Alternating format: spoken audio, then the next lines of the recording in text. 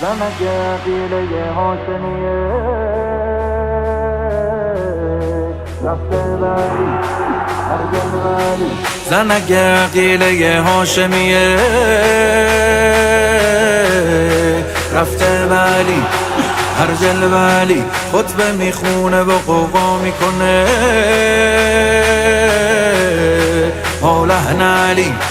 هم شأن علی اگه میدون میرفت این زن بود هم رزم علی با عزم علی معجرش با علی هر قدم گام علی میجوش تو رگش غیرت اسلام علی فریادش به جهان میوزه وقت از آن باید خراب شه مأذن بینام علی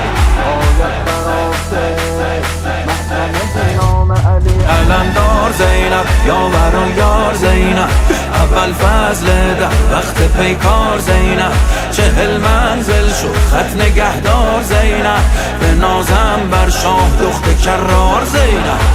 تو شجاعتت شجاعت حسینه نفست زور قیامت حسینه اگه خورشید روی صورتت بتابه سایبونه قد و قامت حسینه قمر پاسبان بهشت آستان به فرمانتان زمین و زمان همه جان همه جان همه جان قدر قدرت و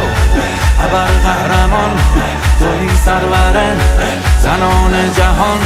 همه جان همه جان همه جان نور ازلی زینب تو زنده دلی زینب علمای علی زینب یا زینب یا زینب دشمن همه درمانده یک زن شده فرمانده تو بی مثلی زینب یا زینب یا زینب ما ارادت داریم به المصائب به اولاد علی ابن ابی طالب یا زینب یا زینب یا زینب یا زینب یا زینب یا زینب یا زینب یا زینب یا زینب یا زینب یا زینب یا زینب یا زینب یا زینب یا زینب یا زینب